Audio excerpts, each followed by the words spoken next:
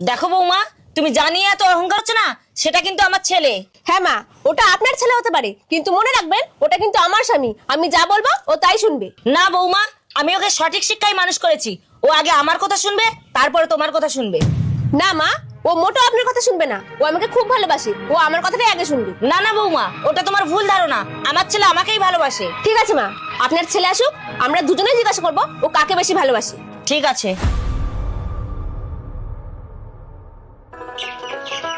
সকাল সকাল মাঠে গেছি, কাজকর্ম কিছু নেই, বেকার যাওয়া হয়ে গেল। দুস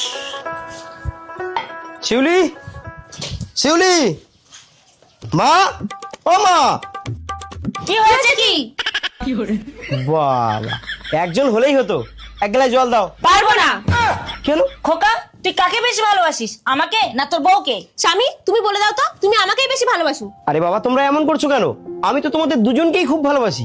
না খোকা, দুজনের ভেতর একজনকে তোকে বেছে নিতে হবে। তুই কাকে বেশি ভালোবাসিস? ঠিক আছে মা, তোমরা একটু এখানে বসো, আমি কিছু সময়ের মধ্যেই তোমাদের উত্তরটা দিয়ে দিচ্ছি। নাও, এটাতে ভেজা ভাত আছে আর এটাতে শুকনো ভাত আছে, তোমরা দুজনেই এই ভাতটা খেয়ে দেখাও। ঠিক আছে। থু, ইস, এটাতে একদম লবণ নেই, লবণ দাও। না বউ, ওটা তোমাকে লবণ ছাড়াই খেতে হবে। আরে তোমার কি মাথাটা খারাপ হয়ে গেছে? লবণ ছাড়া কুকুরও মুখ দেবে না এটাতে। মা, ও তো খেতে পারলো না, এবার তুমি খাও। ঠিক আছে।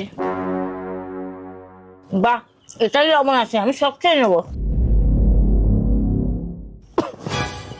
খোকা, গলায় তো বেঁধে গেছে, জল দে না। না না মা, তোমাকে এই ভাতটা জল ছাড়াই খেতে হবে। সে কি, জল ছাড়া খাবো কি করে? আমি তো গলায় বেঁধে মরে যাবো। মা, জল ছাড়া যেমন শুকনো ভাত ঠিকঠাক করে গেলা যায় না, ঠিক তেমনি তুমি হলে এই সংসারে জলের মতো, তোমায় ছাড়া এই সংসার ঠিকঠাক করে এগোবেই না। আর বউ, লবণ ছাড়া যেমন ভাত খাওয়া যায় না, ঠিক তেমনি তুমি হলে এই সংসারে লবণের মতো, তোমায় ছাড়া এই সংসার পুরোপুরি স্বাধীন। তাহলে তোমরা দুজনের মধ্যে কেন এত অশান্তি করছো? কেন বারবার প্রশ্ন করছো আমি কাকে বেশি ভালোবাসি? খোকা, তুই আমাকে ক্ষমা কর, আমি আর এই বিষয় নিয়ে কোনোদিন অশান্তি করব না। স্বামী, তুমিও আমায় ক্ষমা করো, আমিও এই বিষয় নিয়ে আর কোনোদিনও অশান্তি করবো না। যাক, তোমরা বুঝতে পেরেছো, এতেই আমি খুশি হয়েছি। বন্ধুরা, জল ছাড়া মাছ বাঁচে না, ঠিক তেমনি সংসার হলো একটা ধর্মের যজ্ঞ। সেই যজ্ঞে বাবা মা বউ সন্তানের ভূমিকা অত্যন্ত গুরুত্বপূর্ণ, তবেই সেই সংসার সোনার হবে। ধন্যবাদ।